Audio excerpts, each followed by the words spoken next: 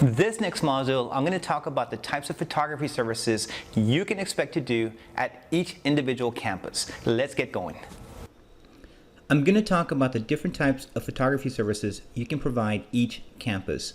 I'm going to break it down by grade levels: elementaries, middle schools, and high schools. At the elementary and preschool level, you should be on campus a minimum of 5 times. First, with fall pictures. That's going to be a head and shoulder shot of each individual student and staff member. Those are taken in September. Then a picture with Santa or a winter photo, and that's typically taken in late November or December. Then when they come back in the spring, a classroom group photo, and those are typically 8x10 photos, titled, perhaps even with names of students. Then spring pictures. This is going to be a three-quarter body pose or a full length with a scenic backdrop, maybe some additional props. Then kinder and 5th grade graduation. These are going to be individual cap and gown photos, and maybe even perhaps with their classroom groups as well.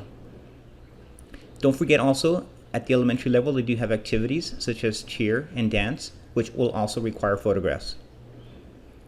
Next is the middle school level. There we will do a fall photo session as well, which is individual students, head and shoulder, and staff members. And those are also taken typically in September. And then in the spring, typically in March, those are going to be also a 3/4 or full-length pose with additional props. Then graduation. Some middle schools will hold an 8th grade graduation, and that's going to be individual cap and gown photos and maybe even classroom group in their cap and gowns. And these middle schools also sometimes hold school dances. They do also have sports, band, choir, and orchestra that require photographs. Now at the high school level, I'm going to separate the fall pictures into 2 sections: fall underclass and fall senior portraits. Fall underclass is 9th, 10th, 11th graders. Those are going to be typical head and shoulder shots as well, together with the faculty members. And then we'll have a separate session for the senior portraits, also in the fall.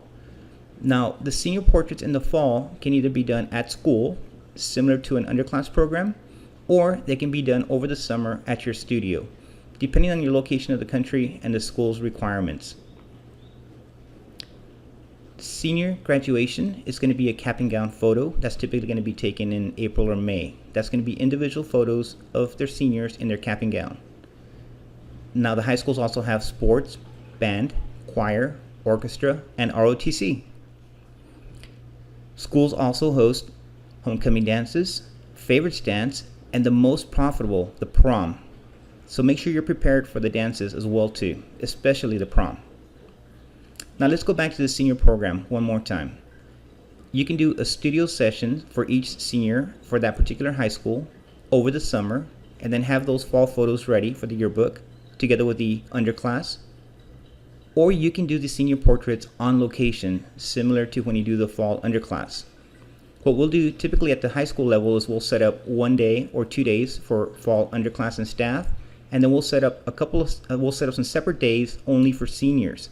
And typically the seniors, what we do is we run each senior through 2 or 3 different cameras. And what that does is at each camera, they'll stop and take 2 photos.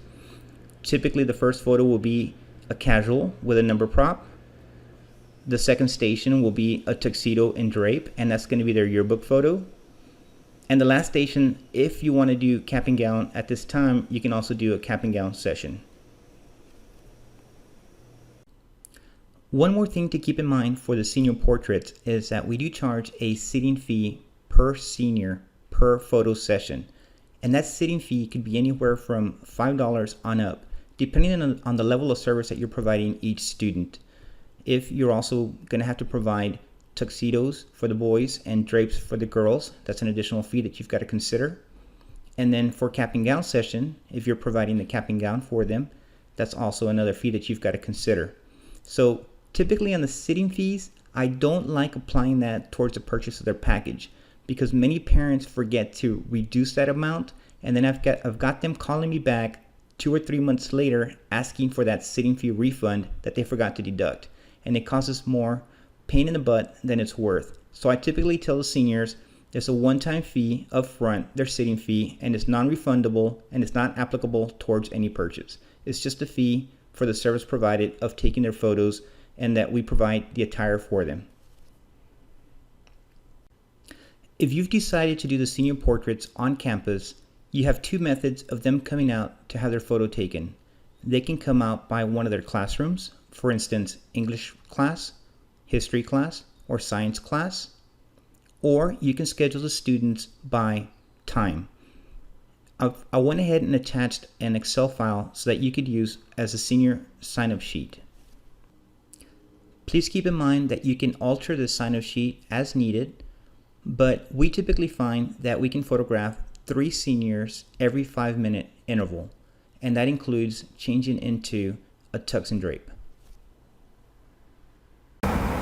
Isn't it amazing all the different types of photo services that you can do on one campus? You've got fall, spring, picture with Santa, classroom groups, kinder graduation. It's amazing. The profit potential is endless for you guys. Let's get moving to the next module, which is going to be visiting the school.